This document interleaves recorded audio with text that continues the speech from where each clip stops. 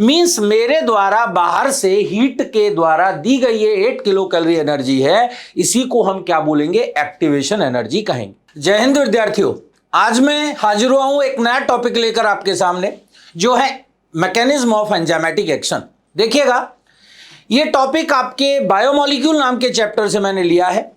इस चैप्टर में जब हम ये एंजाइम वाला टॉपिक पढ़ रहे होते हैं तो हमें इस टॉपिक को समझने में थोड़ी सी मुश्किलात आती हैं। देखिएगा, हम सब इस बात को जानते हैं कि एंजाइम केमिकल रिएक्शंस या बायोकेमिकल रिएक्शंस की रेट ऑफ रिएक्शन को कई गुना टाइम यानी 10 मिलियन टाइम्स तक इंक्रीज कर देते हैं। आप सबने पढ़ा होगा एंजाइम इस काम को कैसे करते हैं, bye lowering the activation energy या एक्टिवेशन एनर्जी को कम करके।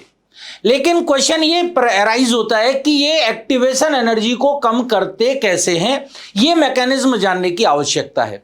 तो इसको समझने के लिए सबसे पहले तो आपको यही पता होना चाहिए कि एक्टिवेशन एनर्जी दरअसल है क्या। तो मैं आपको सबसे पहले यह समझा दूं एक्टिवेशन एनर्जी का मतलब क्या होता है। जब भी किन्हीं रिएक्टेंट को हम मिलाते हैं और वो रिएक्ट नहीं कर रहे, तो उनको रिएक्ट कराने के लिए जो हम बाहर से एनर्जी देते हैं, उस एनर्जी को हम क्या बोलते हैं, एक्टिवेशन एनर्जी कहते हैं। या कई जगह इसको और कई तरह से भी एक्सप्लेन करा जाता है। कुछ लोग इसको ऐसे भी एक्सप्लेन करते हैं कि रिएक्टेंट को ट्रांजिशनल स्टेट में पहुंचाने के लिए बाहर से जो एनर्जी प्रोवाइड की जाती है, that is known as the activation energy. या कुछ लोग ऐसे भी बोलते हैं कि एनर्जी बैरियर को ब्रेक करने के लिए जो एनर्जी दी जाती है बाहर से, उसको हम एक्टिवेशन एनर्जी कहते हैं।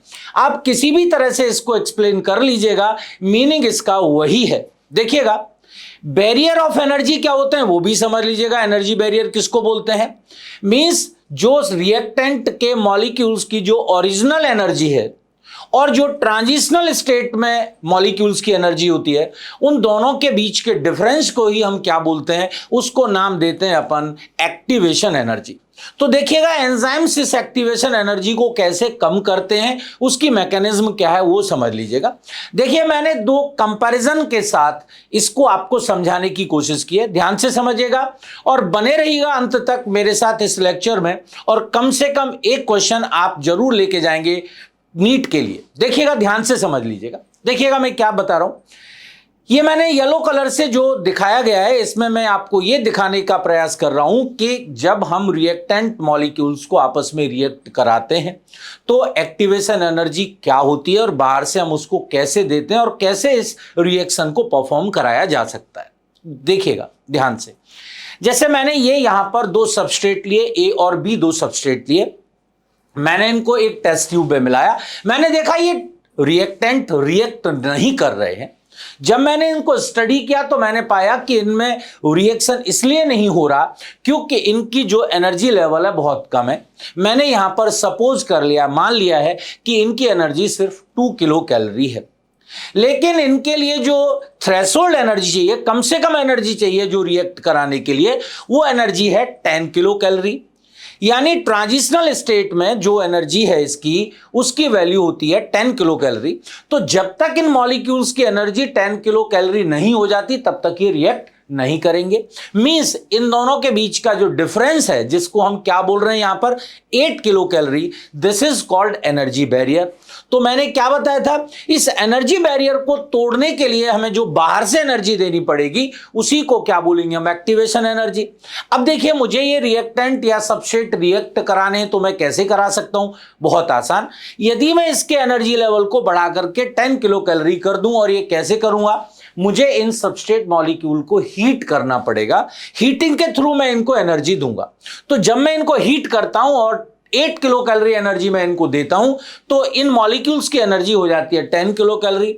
मींस मेरे द्वारा बाहर से हीट के द्वारा दी गई ये 8 किलो कैलोरी एनर्जी है, इसी को हम क्या बोलेंगे, एक्टिवेशन एनर्जी कहेंगे। और जैसे ये मॉलिक्यूल ट्रांजिशनल स्टेट में पहुंचेंगे और आपस में ये रिएक्ट कर जाएंगे और रिएक्शन के बाद इनसे प्रोडक्ट बनेगा। एक्चुअल में कोई भी सबस्ट्रेट मॉलिक्यूल, कोई भी रिएक्टेंट मॉलिक्यूल क्यों रिएक्ट करते हैं, इसका रीजन समझिएगा। इसका रीजन होता है टू ऑब्टेन द स्टेबिलिटी। मतलब सबस्ट्रेट जब अनस्टेबल होते हैं तो वो आपस में रिएक्ट करके अपनी स्टेबिलिटी को ऑब्टेन करने के लिए रिएक्ट करते हैं।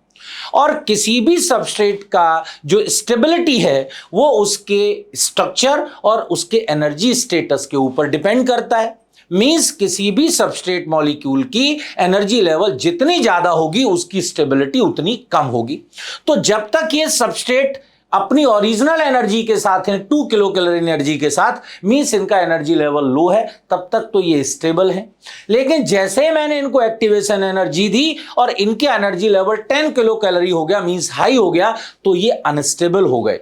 इसलिए ये ट्रांजिशनल स्टेट में रिएक्ट कर जाते हैं और ये प्रोडक्ट में बदल जाते हैं।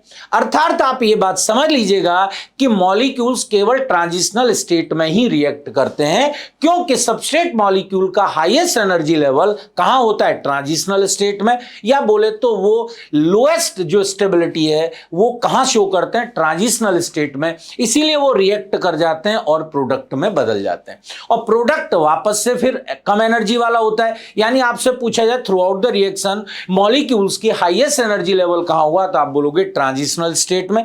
इसीलिए ट्रांजिशनल स्टेट में जब ट्रांजिशनल स्टेट से रिएक्टेंट मॉलिक्यूल गुजरते हैं, पास होते हैं, तो इनमें कुछ अनस्टेबल ट्रांजिटरी स्ट्रक्चर्स बनते हैं जो आगे चल करके गायब हो जाते हैं।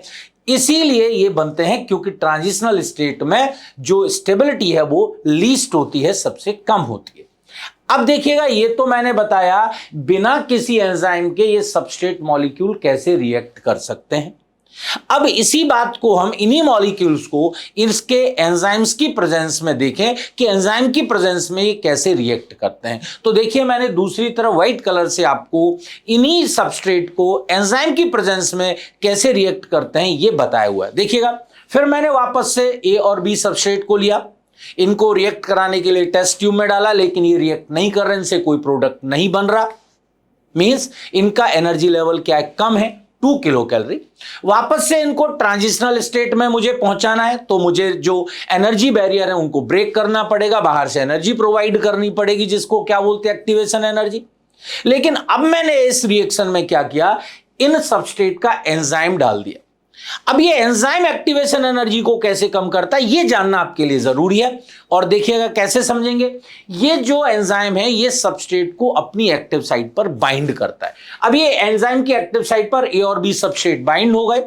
जैसे ये बाइंड होते हैं तो इनके बाइंडिंग से एक एनर्जी रिलीज होती है, जिसको बोलते हैं अपन बाइंडिंग एनर्जी। इस बाइंडिंग एनर्जी की जो वैल्यू है वो 1 to 7 किलो कैलोरी पर मोल होती है।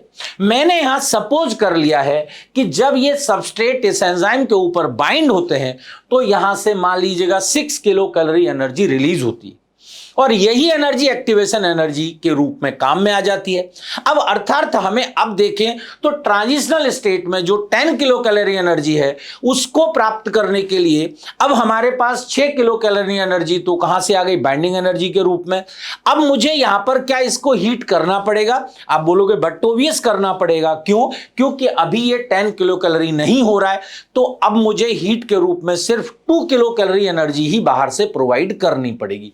यानी जो काम पहले मैं 8 किलो कैलोरी एनर्जी देने के बाद कर रहा था, अब वही काम मैं केवल 2 किलो कैलोरी एनर्जी दे करके कर सकता हूं, इस रिएक्शन को करा सकता हूं। यानी ये जो 2 किलो कैलोरी एनर्जी अब मैं हीट के रूप में दूंगा, यानी मेरी जो इस रिएक्शन की एक्टिवेशन एनर्जी है अब वो कितनी हो गई? 2 किलो कैलोरी, यानी पहले से घट गई।